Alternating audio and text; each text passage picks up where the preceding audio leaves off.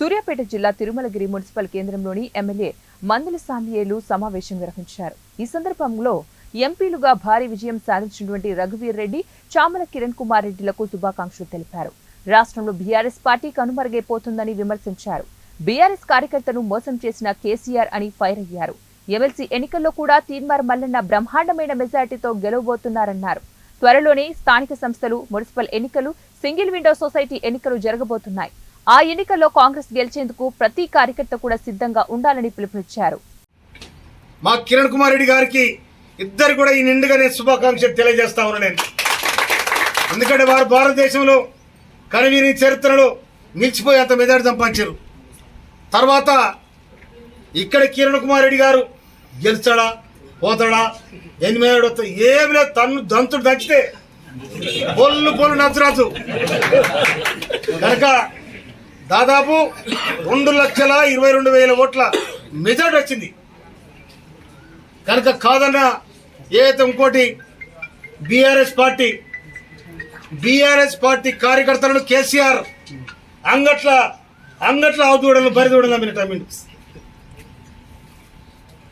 పాలు తాగే దూడకి ఇంత రేటు, పాలు మరిచిన దూడకి ఇంత రేటు, ఇగో ఇట్లా బేరం పెట్టుకొని మొత్తం ఓట్లని కూడా బీజేపీకి వేయించడం జరిగింది.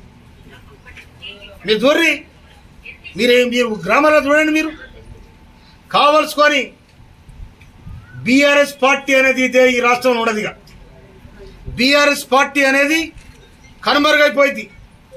ఎందుకంటే ఏనాడైతే ఉద్యమకారులు వాళ్ళు స్మరించిండ్రో, ఏనాడైతే ఉద్యమకారులు దూరం కొట్టుకున్నారో, ఏనాడైతే ఉద్యమకారులు అగౌరవపరిచిండ్రో వాళ్లకు ఉద్యమకారుల తాకిడి తాకింది.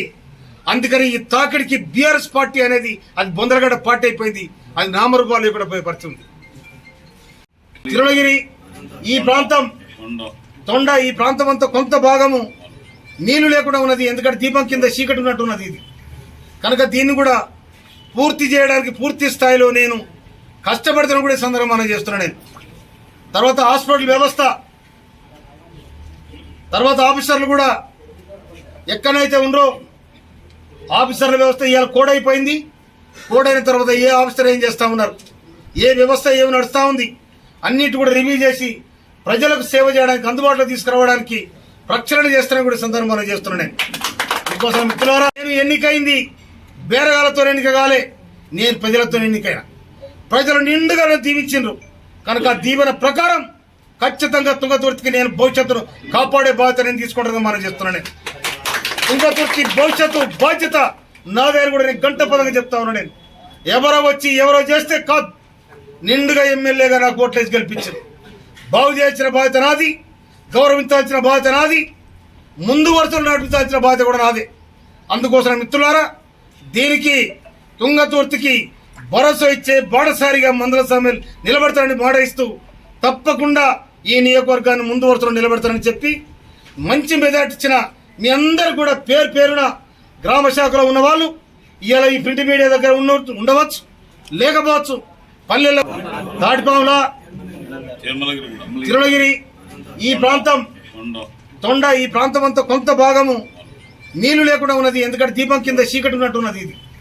కనుక దీన్ని కూడా పూర్తి చేయడానికి పూర్తి స్థాయిలో నేను కష్టపడుతున్న కూడా సందర్భం మనం చేస్తున్నాను నేను. తర్వాత హాస్పిటల్ వ్యవస్థ,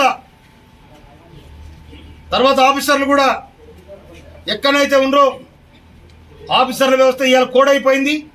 కోడ్ అయిన తర్వాత ఏ ఆఫీసర్ ఏం చేస్తూ ఉన్నారు, ఏ వ్యవస్థ ఏమి నడుస్తూ ఉంది, అన్నిటి కూడా రివ్యూ చేసి ప్రజలకు సేవ చేయడానికి, అందుబాటులో తీసుకురావడానికి ప్రక్షాళన చేస్తానని కూడా సందర్భం మనం చేస్తున్నాను నేను.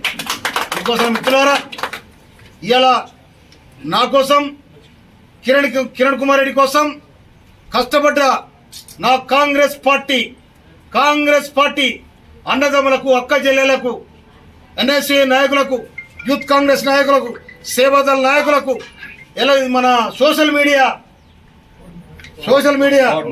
కోఆర్డినేటర్కు అందరు కూడా సుధాకర్ అందరు కూడా పేరు పేరున నేను హృదయపూర్వక ధన్యవాదాలు తెలియజేస్తా ఉన్నా నేను.